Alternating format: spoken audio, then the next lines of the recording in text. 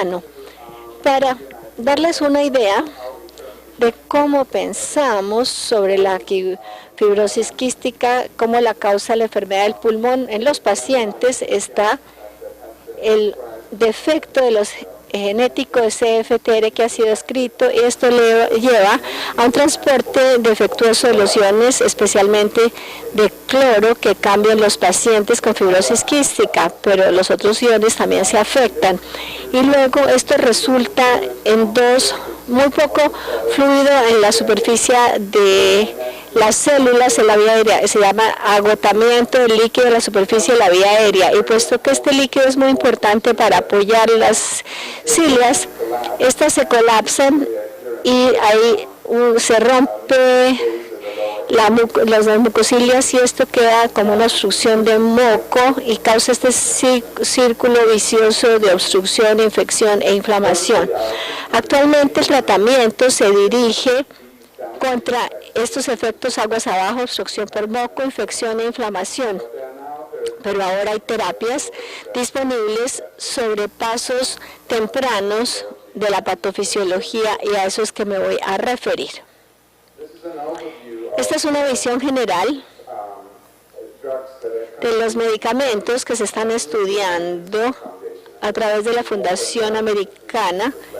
Esto solo refleja el programa financiado a través de esa fundación CF. Podemos ver acá los tratamientos disponibles para los pacientes y los que están limitados, pero podemos ver que hay muchos compuestos que están saliendo, y principalmente voy a hablar sobre aquellos que afectan los defectos subyacentes CFTR, terapia de genes, y ayudar en el transporte de los iones. Comencemos con terapia de genes, porque si hay un gen defectuoso, el cambio más significativo que se puede inducir es si reemplaza el gene con terapia de genes. La fibrosis quística es una enfermedad en donde esto se ha estudiado extensamente. Las metas de esta terapia son sencillas. Lo que queremos lograr es algo así, que se llama transferencia de genes. Esta es una célula epitelial, hay que meterle el gen a la célula epitelial. Lo segundo que hay que lograr es la expresión del gen. No solamente hay que estar ahí sentado en la célula, sino producir la proteína, que en este caso es CFTR, el regulador de la transmembrana de la fibrosis quística. ¿Cómo vamos en esto entonces? Hay algunos compuestos que parecen prometedores utilizando un Variobacter virus adeno-asociado de estudios que se hicieron en Stanford por Rick Mox y con sus colegas. Esto muestra la función pulmonar después de varias dosis de este vector. Esta es la historia positiva. La terapia de genes fue segura y se pudo utilizar en dosis repetidas en pacientes con fibrosis quística.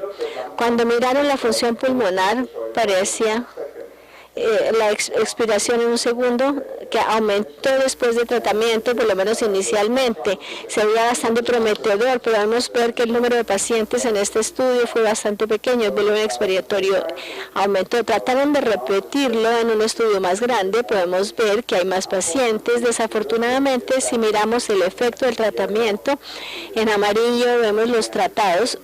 Esto muestra la función pulmonar, y estas flechas muestran el momento en que el biovector se dio. Podemos ver que no hay diferencia entre los dos grupos, y esto se paró. Actualmente solamente hay un enfoque de terapia gen que parece prometedor en el Reino Unido. El consorcio de terapia de genes en el Reino Unido examinaron y dijeron: no queremos solamente mirar la expresión de genes, porque puede que necesariamente no se traduzca en mejor en los pacientes. Entonces lo que van a hacer, y comenzaron a hacer, es una prueba clínica para ver si la terapia de genes causa una diferencia en los pacientes. La forma en que lo quieren hacer es utilizar los vectores con base líquido, que son más seguros y no tan inmunogénicos si se dan en dosis repetidas. Van a seleccionar 100 pacientes de un corte más grande y van a hacer un estudio al comienzo que ya se está haciendo. 50 van a recibir el compuesto activo y 50 placebo. Van a estudiar los pacientes de más de 12 años y va a ser un periodo de 12 meses de tratamiento, o sea que va a ser largo. Se espera que los resultados de este estudio queden disponibles en el 2009 o 10. Hasta entonces es muy probable que no veamos muchos desarrollos en terapia de genes. Pero hay otros enfoques que se ven prometedores. Esto es que en lugar de reemplazar el gene, se trata de utilizar medicamentos que puedan corregir la anomalía. Y estos son, o se llaman, correctores o potenciadores. Y les voy a explicar qué quiere decir esto. Pero para entender esto, hay que entender que hay diferentes mutaciones en la fibrosis quística y estas diferentes mutaciones tienen consecuencias distintas en la célula. No hay que saber todos los detalles sobre esto, pero es importante saber porque algunos de los enfoques que se utilizan ahora para tratamiento son específicos para la clase. Por ejemplo, clase 1. En mutaciones clase 1 hay una síntesis defectuosa y hay tratamientos que se están desarrollando para esto. Clase 2 es la mutación más común y afecta el procesamiento dentro de la célula. Y ahora hay drogas que se están desarrollando que voy a entrar en detalle. No voy a hablar tanto sobre clase 4 y clase 5. La clase 3 es interesante porque CFTR, la proteína, está presente en la membrana celular, pero no funciona muy bien. Hay compuestos ahora que pueden activar esta proteína y que pueden mejorar los síntomas clínicos. Comencemos con mutaciones clase 1, biología molecular. No quiero asustarlos muchos. Esto es producción de proteína. ¿Cómo funciona? Para producir una proteína, el ribosoma tiene que saber cuándo parar. Este es el codón de parar. En ese momento la proteína se libera y puede entrar en la célula. En mutaciones clase 1, los prematuros paran la mutación, por lo tanto la proteína es muy pequeña y no va a funcionar. Pero hay compuestos ahora, inicialmente los aminoglicósidos se han utilizado para esto, pero es un compuesto que se llama PTC124, que puede engañar al ribosoma para leer este codón de parado prematuro y va a desarrollar la proteína. ¿Tiene esto un efecto en los pacientes? Ha habido 2 estudios en pacientes, uno en los Estados Unidos y otro en Israel, y les estoy mostrando los resultados a medida que los cambios en la potencia nasal se hace una prueba de la función de cloro. Si se vuelve más negativo, quiere decir que el canal de cloruro está funcionando mejor. Vemos que en los Estados Unidos se ve muy poco efecto, pero en el israelí sí hubo un efecto significativo y se mostró que esta diferencia es específico para una mutación específica. Hubo un cambio de más o menos 6 milivoltios en estos pacientes tratados en Israel, lo cual fue en dosis, con dosis repetidas se mostró otra vez con el cloro. ¿Qué quiere decir esto en términos de resultado para los pacientes? Esta es una cosa que todavía estamos luchando con. Si miramos CFTR, la actividad CFTR como medida de resultado, no sabemos qué tanto tenemos que cambiarlo para hacer una diferencia clínica, para pasar del fenotipo CF a lo que llamamos enfermedades relacionadas a CFTR o alguien que está saludable y no tiene síntomas. Una forma de mirar esto es compararlo con las respuestas de los normales, y esto fue lo que hicieron en Israel. Si miramos acá, esta es la respuesta al cloro en estas medidas nasales, en controles históricos que por lo general tienen una medida de más de -5. Y si miramos el grupo de tratamiento que aparece acá, el primero y el segundo ciclo de tratamiento, más de la mitad de los pacientes llegaron al rango normal con este tipo de tratamiento. Esta es una droga vieja que se puede administrar fácilmente y como no tiene efectos colaterales. Se ve muy prometedor. El problema es que las mutaciones son muy raras y menos de 5% de los pacientes CF van a tener mutaciones de parada. ¿Qué pasa con otros abordajes o enfoques? Miremos la mutación más común, que es delta F508. El problema aparece aquí. En OCF, si el canal no se produjo, la mayoría lo llega a la membrana apical, a la parte de arriba de la célula, pero en fibrosis quística el problema es que en delta F508 CFTR el problema es que la proteína se dobla mal y la mayoría se degrada en la célula y muy poco llega a la parte de arriba de la célula. Así que hay algunos compuestos que se pueden utilizar para afectar este proceso y llevar el CFTR a la membrana celular. Y la noticia buena es que no lleva el delta F508 CFTR, funciona. Así lo lleva hasta arriba. Hay dos enfoques y uno es llamarlo correctores. Lo que hacen aparece acá. Si no hay droga, en delta 508 hay muy poco canal de cloro y la mayoría se degrada en la célula, pero si usted los trata con el corrector va a haber más CFTR en la membrana celular y uno de los correctores ahora está en pruebas clínicas. El otro enfoque es utilizar el CFTR que se tenga en la membrana celular y tratar de activarlo. Esto es abriendo este canal. Estos se llaman potenciadores y aumentan la apertura de las compuertas CFTR como aparece aquí. Los potenciadores se están ensayando y esto se ve muy prometedor. Voy a mostrarles unos datos sobre cómo se diseñó esta prueba que se está haciendo en pacientes que tienen una mutación específica en donde el canal está presente pero no funciona bien. Si miramos, este es un estudio de 36 pacientes, todavía se está haciendo.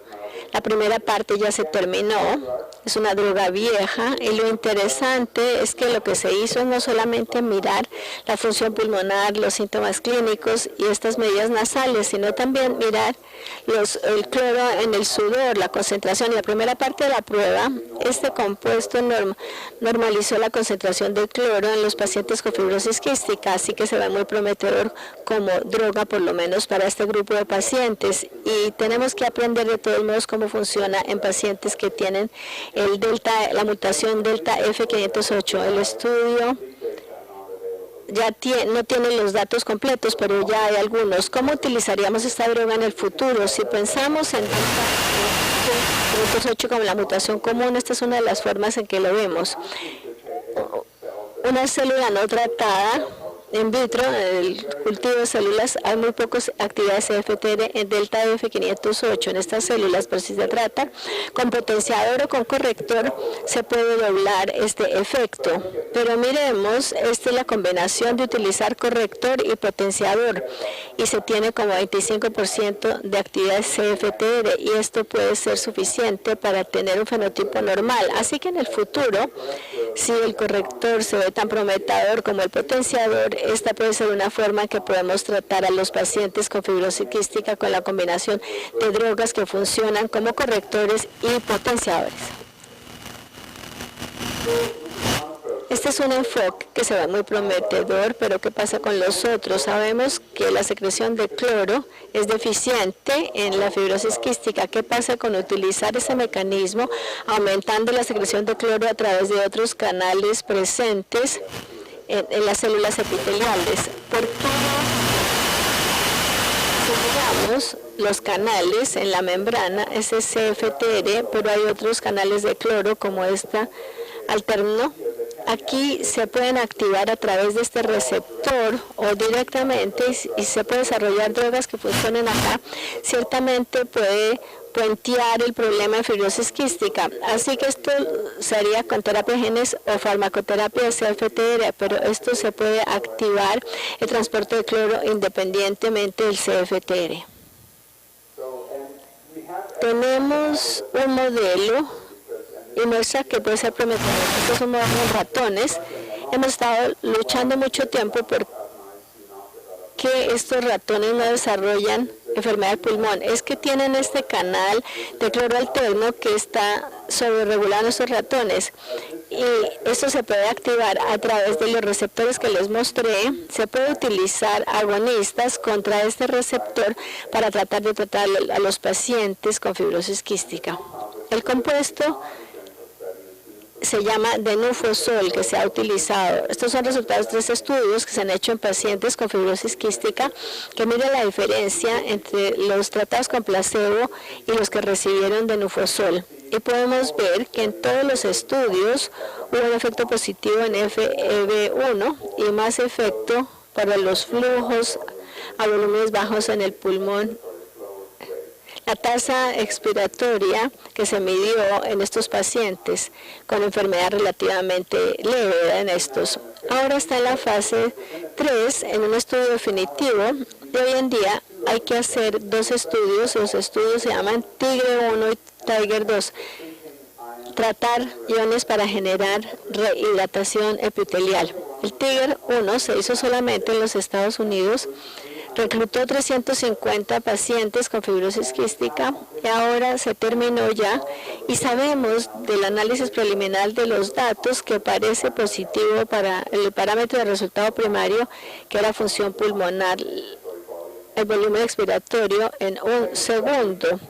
El segundo estudio incluyó más pacientes, 450, va a ser más largo, de 12 meses, controlado con placebo. La razón para esto es que el análisis inicial de estos datos muestran que el efecto es mejor mientras más largo se tenga el paciente con esta droga, y eso es lo que va a mirar el segundo tratamiento, la segunda prueba. Esto es bastante prometedor y tenemos que decir, no sabemos si esto va a confirmar los resultados iniciales, el Tigre 1, el Tigre 2 sobre el Tigre 1. El canal de cloro aparece acá, que es la alternativa. Este es un compuesto que se llama MOLI 1901, ahora se llama lancobutide. Esto activa estos resultados intracelularmente, por lo tanto activa el canal de cloro alterno. Este estudio de este compuesto se está llevando a cabo un estudio que nosotros hicimos hace 2 o 3 años. Miramos pacientes con fibrosis quística y mostró resultados prometedores para pacientes en términos de la función pulmonar y los tratados versus los no tratados. Y en este estudio los pacientes fueron tratados por fase alta, pero la función duró más tiempo. Este compuesto ahora está en estudio de seguimiento en Europa. Bajando por esta cascada, hay otras posibilidades que se pueden utilizar. Algunas ya están disponibles. Una se llama la terapia osmótica. El principio para este aparece acá, en esta gráfica. En el lado izquierdo se tiene la situación de fibrosis quística, donde hay secreción defectuosa de cloro y demasiado sodio, lo chupan las células, y esto lleva a una capa muy delgada de fluido en la superficie, por lo tanto el transporte de moco no funciona. ¿Cómo se puede arreglar esto? Si se llevan agentes osmóticos como salina hipertónica o manitol en las vías aéreas de los pacientes, se puede aumentar el líquido, la capa de líquido de la superficie de la vía aérea, y restaura el transporte mucociliar, aunque no tenga efecto en CFTR. Así que sabemos que este tratamiento es eficaz en los pacientes mayores. Voy a hablar más tarde en el simposio sobre esto, pero la pregunta es, ¿cuándo debemos comenzar con esta terapia? Esta es una vía aérea saludable y limpia, y este es de unos pacientes con fibrosis quística. En broncoscopia podemos ver que hay mucho moco por acá. Si uno trata de traer un agente a través de inhalación a las vías aéreas y llevarlo a la superficie de las células, eso va a ser bastante difícil en esta situación. Pero aquí hay una broncoscopia del infante CF que se ve casi normal acá. La pregunta es si podemos utilizar un agente como salina hipertónica como terapia de intervención temprana para el tratamiento de los pacientes CFR. Si hacemos esto, tenemos que tener medidas para mirar el efecto del tratamiento, y una de las medidas que tenemos disponibles son pruebas de función pulmonar en los infantes que en los estudios de Rosenfeld y Stephanie Davis mostraron que es una medida de resultado potencial en bebés con fibrosis quística. Y hemos mostrado que si damos salina hipertónica a los bebés CF, y esto es la línea de base, medida de línea de base, y es volumen de expiración forzado en medio segundo, porque exhalan más rápido que los individuos mayores. No hay efecto después de los broncodilatadores, ni hubo diferencia después de la administración de la salina hipertónica, así que no causa una constricción si se da broncodilatador, y parece ser seguro en los infantes. Y ahora hemos hecho un estudio de 2 semanas que confirma también que la salina hipertónica es segura en los infantes, y por esto estamos haciendo un estudio de salina inhalada que se llama ISIS, que mira 300 niños con CF en los Estados Unidos y Canadá y tratarlos con salina hipertónica y placebo durante 1 año. El estudio va a comenzar en septiembre, y en 1 año o año y medio debemos tener algunos datos disponibles. Ese es un campo que voy a referirme más tarde, pero quiero hacer algunos pocos comentarios, porque dirigirse a la infección e inflamación probablemente la principal razón es por la cual la expectativa de vida ha aumentado dramáticamente en estos pacientes con fibrosis quística. Una de las terapias que cada vez se introduce más al tratamiento es acitromicina.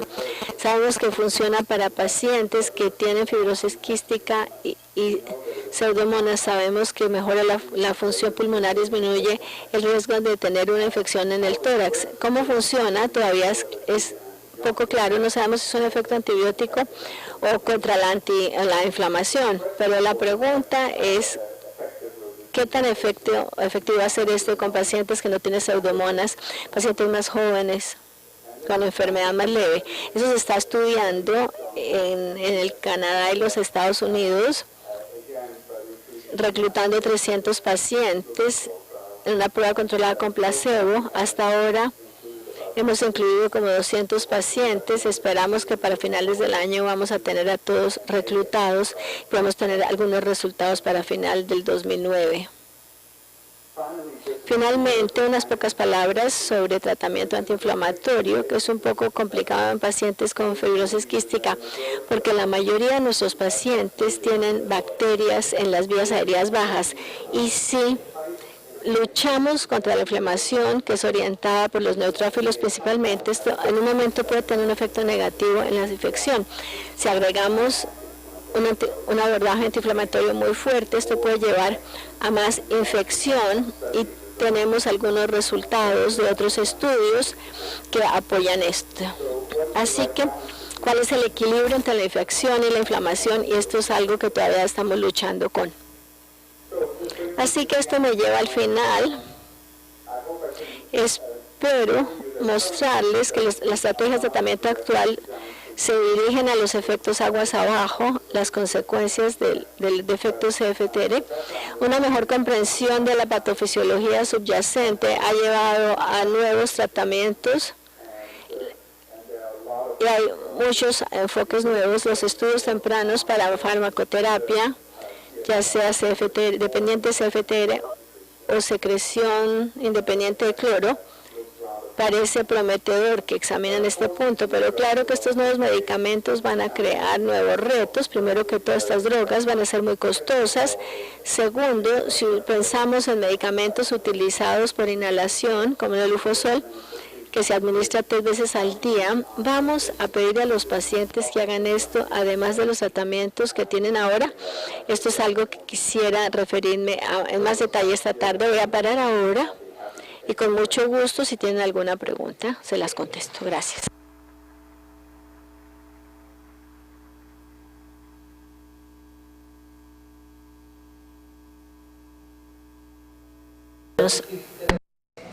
Diferentes manifestaciones, como lo vimos. Eso quiere decir que pronto los electrolitos del sudor, ¿qué porcentaje de error habría ahí?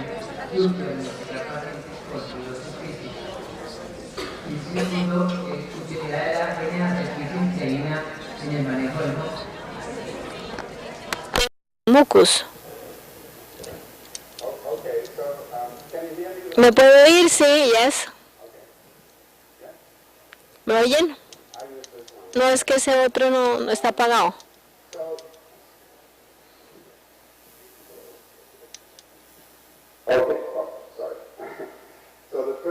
La primera pregunta tenía que ver con el hecho de que tenemos un espectro muy amplio de pacientes con fibrosis quística y en algunos la prueba de sudor no es buena para hacer el diagnóstico, y eso es verdad. De estudios que hemos hecho en Toronto, parece que hacer pruebas genéticas extensas no es muy útil en estos pacientes porque muchos de estos defectos de genes que se encuentran son de significado desconocido, así que hay algunas técnicas que se pueden utilizar como estas medidas de potencial nasal diferenciador. Estas técnicas solo se consiguen en muy pocos centros especializados. Aún en Canadá somos el único centro que lo hace, así que es difícil montarlo. La gente está utilizando otras técnicas ahora como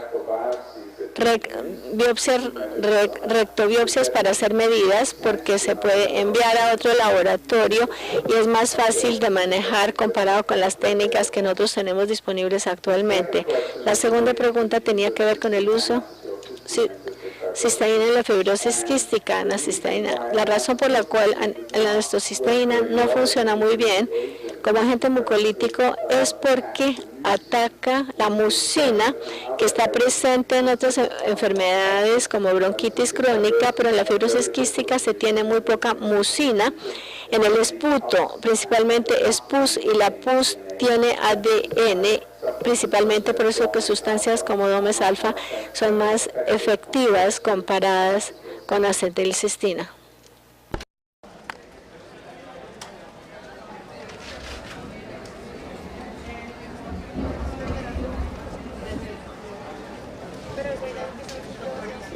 ¿Se tiene algún estimativo de cuántas mutaciones hay y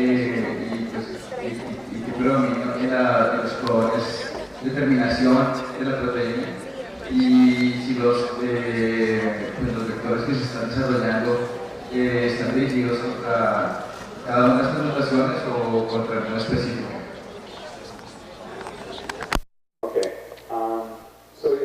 Su primera pregunta es ¿qué tantas mutaciones hay en la fibrosis quística? Hay más de 1.500 reportadas. Se puede mirar en la página web de la base de datos CF en Toronto, está actualizada mensualmente. El problema es que muchas de estas mutaciones son muy escasas y solamente unas pocas mutaciones se curan en más de 1% de los pacientes, pero hay diferencias regionales, así que depende de los antecedentes étnicos de sus pacientes. Las mutaciones de parada que hablé en la mayoría de las partes del mundo se curan en menos de 5% de los pacientes. Israel más de 20 pacientes tienen esta mutación de parada, pues estos estudios se hacen en Israel en estos pacientes. Así que su segunda pregunta, si la entendí bien, está dirigida así. ¿El tratamiento va a ser específico para una mutación o si va a tener efectos más amplios? Nosotros pensamos en este momento que los tratamientos desarrollados van a trabajar con clases de mutaciones, grupos de mutaciones, pero va a haber alguna variabilidad dentro de estos grupos también, como hemos visto en los estudios utilizando PTC 1.24, y esto va a hacer aún más difícil evaluar esto, especialmente para estos casos en donde la mutación es relativamente escasa. Para estos estudios de potenciadores que se ven tan prometedores, se hicieron en centros en Norteamérica. Fue difícil encontrar 36 pacientes en los Estados Unidos, en el norte, a pesar del hecho de que había bastantes con CF en América del Norte, pero es difícil si comenzamos a ver drogas que afectan delta F508, porque estas regiones del mundo, más del 50% de los pacientes van a tener esta mutación. Los niños con fibrosis quística que se acostumbran a dar múltiples cantidades de antibióticos y tener el crecimiento de todo. ¿Hay algún estudio comparativo que muestre la utilidad? por eso también. Barato.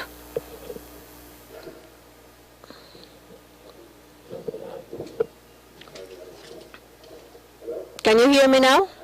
Okay.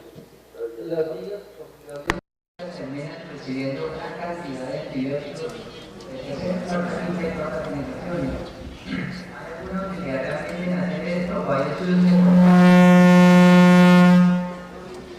niños que no reciben contra los que sí reciben y para ir a través del tiempo?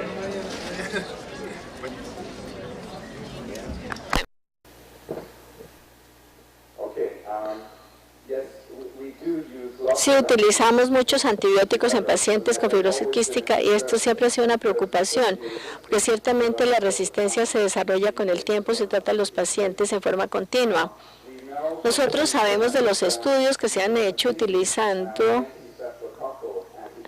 antibióticos antifilococo, que esto aumenta el riesgo de que los pacientes tengan pseudomonas, así que en la mayoría de los países esto ya no se hace.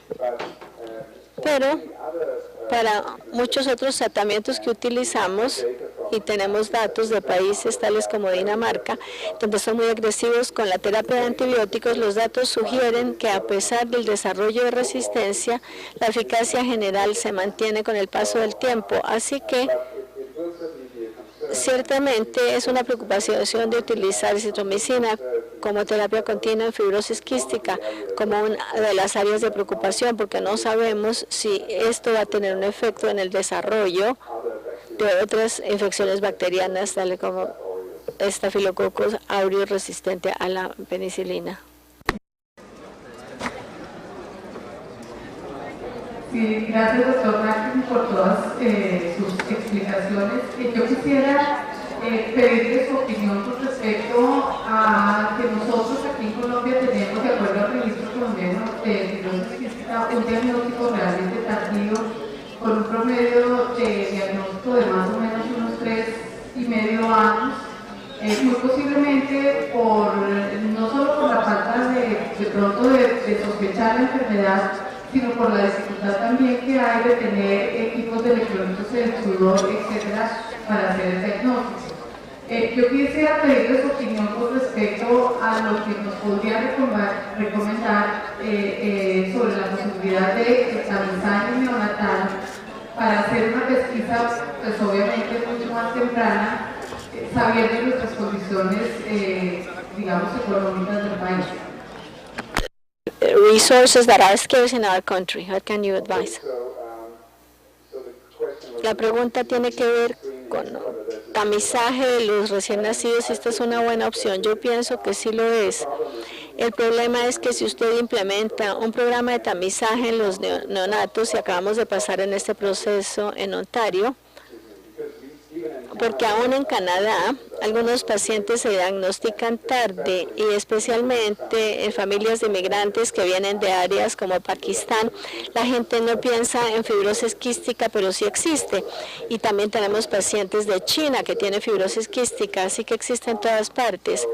Así que el tamizaje de los recién nacidos, si se tiene un buen sistema, es muy bueno, porque si usted hace tamizaje, tiene que confirmar el diagnóstico, y para confirmar el diagnóstico se necesita una prueba de sudor. Lo que hemos hecho nosotros en Ontario, y parecido a lo que se hizo en Australia, es definir unos pocos centros dentro del país que cumplen con los criterios de hacer buenas pruebas de sudor, y vamos a enviar a estos pacientes a estos centros a hacerle las pruebas. Ontario es muy grande porque Canadá es un país muy grande y algunos pacientes tienen que viajar más de 1.500 kilómetros, pero yo pienso que la mejor forma de hacerlo, porque si usted trata de hacer la prueba de sudor localmente y el laboratorio no es muy bueno, va a tener problemas, no le va a funcionar. Muchas gracias, doctora. Los invito a todos a abandonar la tarde, porque no vamos a poder escuchar a los dos expositores de la plenaria de este momento. Después de cerrar nuestra intervención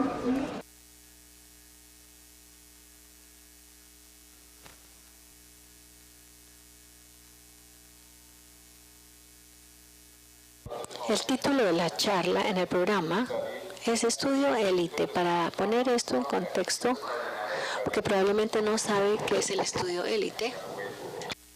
para que la gente entre porque estaban almorzando. Fue un estudio utilizando streptomicina inhalada para erradicar pseudomonas en pacientes con fibrosis quística.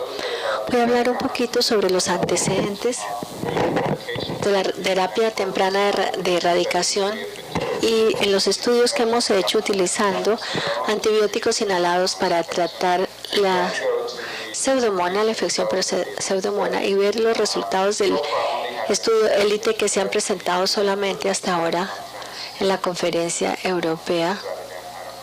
No me acuerdo en dónde. Y se va a presentar en la reunión en Los Ángeles a finales del año. Los datos son bastante frescos y yo analicé para explicarles a ustedes porque son interesantes. En términos de si ponemos esto en contexto y pensamos cómo la infección de pseudomonas se desarrolla en la fibrosis quística, damos unos pasos atrás para ver la patofisiología de CF y es un poco parecido a lo que les mostré antes en mi charla. En el lado izquierdo, está buscando el apuntador.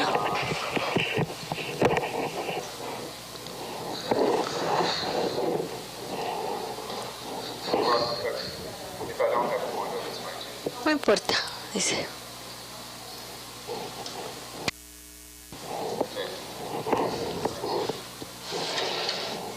Este es epitelio normal. Hay suficiente este fluido encima de las células y esto apoya esta capa de moco y esto es muy importante para la función ciliar. Estos son cilias. La fibrosis quística, pues lo que no tiene suficiente cloro secretado y el sodio se absorbe más rápidamente, hay menos de este fluido y podemos ver estos cilios se colapsan y el moco se sienta encima de estas cilias y no puede salir de las vías aéreas.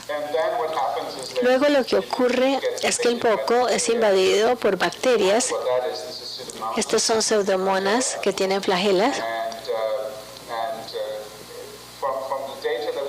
Y de los datos que tenemos, las pseudomonas están en el moco, se divide y si no lo tratamos temprano, esto es lo que le ocurre. Las pseudomonas forman estas estructuras grandes, se llaman biopelículas. Estos son neutrófilos, podemos ver por el tamaño la diferencia entre el neutrófilo y la biopelícula, las pseudomonas que forman biopelícula no pueden sacar esto. Por lo tanto, una vez que esto ha ocurrido, es muy difícil limpiar la infección de las vías aéreas bajas. Esa es la situación de infección crónicas. No importa qué tan agresivos seamos, no nos deshacemos de las pseudomonas. Si pensamos sobre la evolución de la infección por pseudomonas, este es el nacimiento del paciente CF en algún momento dado. Los datos sugieren que esto ocurre en 30% de los pacientes en los primeros años de vida, que tienen el primer cultivo positivo, y luego los periodos cambian de siendo positivo a negativo, y este periodo se llama intermitente, infección intermitente. Si no tratamos en ese momento, los pacientes desarrollan infección crónica y estos se caracterizan por cultivos positivos consecutivos, desarrollo de anticuerpos y el mucoide de las pseudomonas. La pregunta es ¿qué tanto tiempo tenemos? Porque los datos sugieren que las pseudomonas no mucoides por lo general que se pueden tratar exitosamente versus las mucoides. Tenemos datos del grupo de Wisconsin donde tenían una tasa más alta de pseudomonas por razones que no voy a explicar hoy. Tampoco los trataron. Así que pudieron mirar la diferencia de tiempo en desarrollar las no mucoides y las mucoides y podemos ver algunos pacientes que se demoran años. Entonces no es un periodo de tiempo corto, pero también hay pacientes en donde este es un periodo de tiempo más corto. No hay que esperar años antes de comenzar a tratar. ¿Por qué importa esto? La infección de pseudomonas. Estos son datos tempranos de Cleveland y Australia que confirman esto. Si se tiene Pseudomonas mucoide, predice mala sobrevida. La proporción de sobrevida es más pobre comparado con los pacientes que no tienen Pseudomonas o que tienen las no mucoides. Lo interesante es que las no mucoides no está asociado con mal resultado, pero sí tiende a volverse fenotipo mucoide todo el tiempo. ¿Qué opciones tenemos para el tratamiento? Hay varias opciones que se han utilizado. Las dos que se han estudiado más extensamente utilizan medicamentos inhalados. Colistina combinado con ciprofloxacina oral. Este es el enfoque que se ha utilizado en Dinamarca. Comparado con los controles históricos, miraron el porcentaje de pacientes sin infección crónica, la mayoría de ellos tratados, como 85% no desarrollaron infección crónica, comparado como con 30% de controles. Algunos pacientes limpian las Pseudomonas espontáneamente, pero la mayoría desarrollan infección crónica si no se trata. Luego hicimos una prueba controlada con placebo en tobramicina cuando yo estaba en Alemania, utilizando 80 miligramos 2 veces al día durante un año, un periodo de tiempo bastante largo. Comparamos con placebo, y cuando hicimos esto, la mayoría de los pacientes con placebo eran positivos para Pseudomonas al final de la prueba. En cambio, la mayoría de los pacientes tratados con tobramicina eran negativos. La pregunta que teníamos al final de la prueba es que los pacientes todavía tomaban medicamento. Tobramicina estaba suprimiendo el crecimiento de Pseudomonas o pudimos erradicar el organismo, no lo supimos. Miramos esto más tarde, en un estudio que publicamos en el 2007, pudimos mostrar que es erradicación y no supresión. La experiencia subsecuente con este tratamiento aparece acá, en 48 pacientes de un rango de edad amplio, con cultivos negativos previos por lo menos un año antes de comenzar el tratamiento o la primera infección. Utilizamos 80 miligramos 2 veces al día durante 12 meses, 78 cursos. Esto se hizo varias veces en pacientes, y lo que aprendimos de esto es que si usted hace esto repetidamente va a ser efectivo. La tasa de limpieza de Pseudomonas no era diferente entre el primer tratamiento o los tratamientos subsecuentes. Cuando miramos el resultado, más de 80% de los pacientes se les erradicó la Pseudomona con este protocolo inhalado solamente. También miramos los anticuerpos de Pseudomonas, la primera infección en el seguimiento. Esto aparece acá. Esto se publicó en Pediatric Pulmonary. Comparamos la tasa de éxito y de fracaso con el tratamiento no eran distintas a la línea de base. Entonces los anticuerpos no predicen en quiénes van a ser exitosos los tratamientos. En el seguimiento, aquellos que limpiaron las Pseudomonas tenían menos anticuerpos, y los de tratamiento, donde falló el tratamiento, aumentó rápidamente los anticuerpos. Entonces esto apoyó los datos de los cultivos. Luego hubo un estudio en los Estados Unidos, Aaron Gibson y colegas, utilizando tobramicina inhalada 300 miligramos 2 veces al día, 28 días, y el diseño del estudio era un poco distinto. Miraron lavado broncoalveolar, pero hacer los datos comparables con otros estudios, les muestro los resultados del cultivo orofaringio. Y si miramos el grupo placebo, 70% siguió positivo con Pseudomonas. En cambio, todos los pacientes al final del tratamiento fueron negativos para Pseudomonas. Algunos eran positivos para el cultivo rápidamente después de parar el tratamiento. Pero lo que aprendimos en esta prueba es que en un periodo corto de tiempo parece ser prometedor. Entonces hacemos la pregunta, ¿qué tanto necesitamos tratar? Tenemos que utilizar tobramicina inhalada para ser eficaz. En todos estos estudios, eran pocos pacientes, poco seguimiento, sin datos controlados, no sabía si esto seleccionaba para otros tratamientos, para otros, como el Aspergillus, para otros bichos. El estudio élite quiere decir tobramicina inhalada tempranamente para erradicación. La pregunta es si un mes de tratamiento, 28 días, es suficiente. Si comparamos esto con 56 días de tratamiento continuo, va a aumentar la eficacia del tratamiento. Y miramos pacientes después de cesar la terapia, acá, después de 3 meses, cuando ya no tomaban usaban tobramicina, y los seguimos durante 2 años después de estos 3 meses. La duración del estudio fue 27 meses.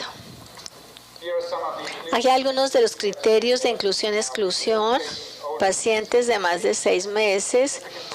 Una gran proporción eran jóvenes, muy jóvenes los niños. Tenían CF, fibrosis quística, tenían que ser negativos antes del estudio para pseudomonas y después tener un cultivo positivo. Esto funcionó muy bien porque ninguno de los pacientes en el estudio tenía las de mucoides en la presentación inicial. Tuvimos unos criterios de exclusión como hipersensibilidad a amiloglicósidos, enfermedad pulmonar aguda, porque estos pacientes requerían terapia de antibióticos, y porque esto afectaba la fijación de las pseudomonas, y los que tenían anticuerpos también los eliminamos. Algunos datos para el diseño del estudio: hicimos el genotipo de la cepa para ver si era la misma cepa de pseudomonas o era distinta. Tuvimos seguimiento a largo plazo para mirar los efectos, para ver si hay que analizar estos datos. Seguimos la microbiología cada mes durante el primer año. Esto es muy intenso, pero pensamos que esto era importante, como cuando miramos otros patógenos de otras bacterias. El reclutamiento se terminó en el 2005. Reclutamos 125 pacientes. De estos 88 fueron aleatorios, los otros fueron tratados con tobramicina, y tenemos datos de eficacia para estos también. Así que esto les muestra los datos de eficacia de la prueba élite, y en estos colores podemos ver que este es el tratamiento de 28 días, el de 56 días, y los pacientes no aleatorizados. Este grupo podemos ver en ambos grupos de pacientes el tratamiento fue exitoso y erradicó las pseudomonas en más del 90% de los pacientes. Cuando miramos la visita final, después de 27 meses, más del 60% de ambos grupos todavía eran negativos para pseudomonas, y esperábamos que los pacientes se reinfectaran otra vez porque no cambiamos el curso natural de la enfermedad, que estos tienen la tendencia a desarrollar pseudomona, infección por pseudomona.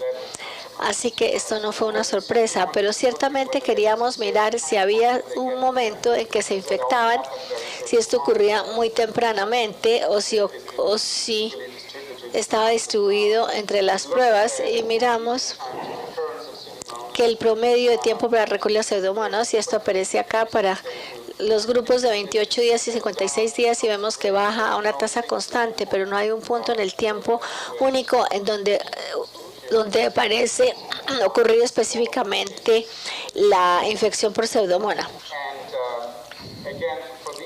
Para estos datos también, que para la eficacia a corto plazo no había diferencia entre 28 días y 56 días de tobramicina inhalada.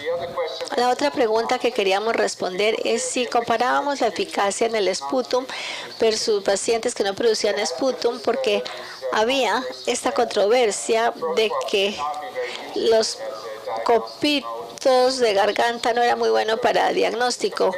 Entonces comparamos la eficacia en pacientes que prueban sputum y no producían sputum, y podemos ver que esta es la eficacia para los que producen sputum y los que no producen sputum, y vemos que no hay diferencia. Tampoco hubo diferencia entre estos dos grupos. Entonces, en general, el mensaje es que parece que funcionan en los pacientes que producen sputum y los que no producen sputum, lo cual nos aseguró que era verdad, porque los pacientes que producen sputum ciertamente se pueden basar en el cultivo, el resultado de los cultivos.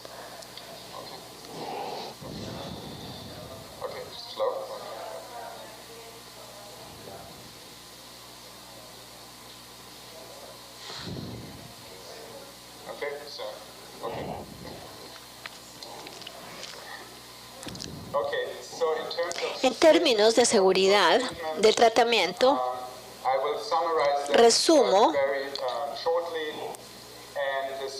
que la seguridad era muy buena, la tolerancia era alta, aún en niños muy jóvenes, así que aún niños que eran de menos de 6 años,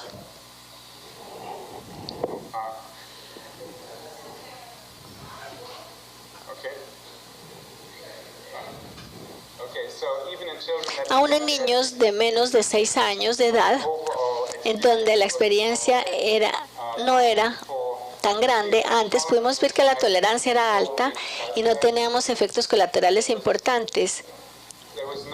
No hubo ototoxicidad ni fibrotoxicidad significativa en el estudio.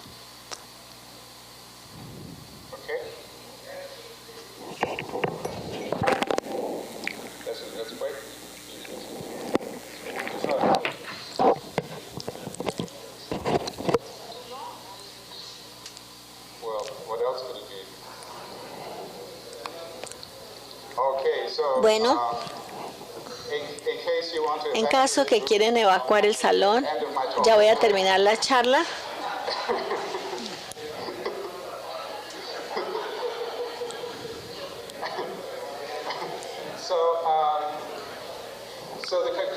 La conclusión del estudio básicamente es que la infección de Pseudomonas se puede erradicar exitosamente con terapia de antibióticos inhalados solamente, que 28 días de tobramicina inhalada limpia la infección en la mayoría de los casos, y yo pienso que el tratamiento más intenso con una carga de tratamiento tiene que demostrar mayor eficacia para poder mostrar que se necesita una estrategia distinta en lugar de 28 días de tobramicina inhalada como la terapia de escoger. Bueno, voy a parar acá a ver si hay alguna pregunta, que los veo saltando allá.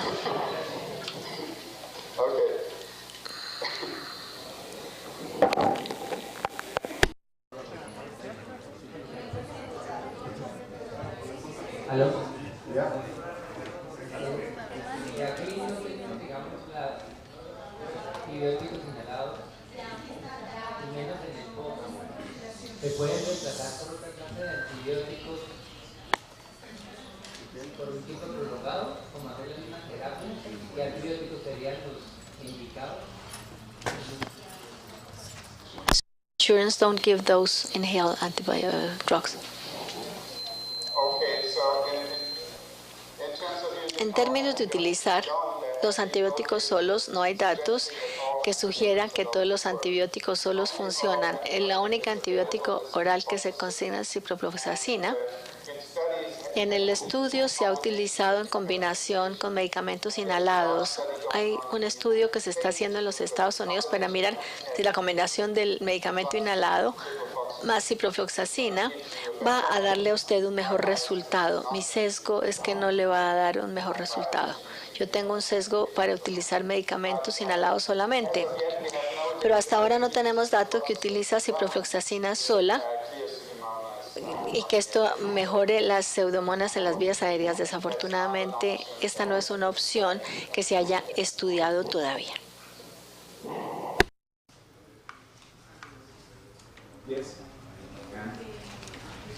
La sesión de preguntas la vamos a dejar para luego la presentación de la charla de la doctora Catarina Vázquez sobre la área de fibrosis quística. Doctor Vázquez, muchísimas gracias por sus importantes aportes en el manejo de la infección.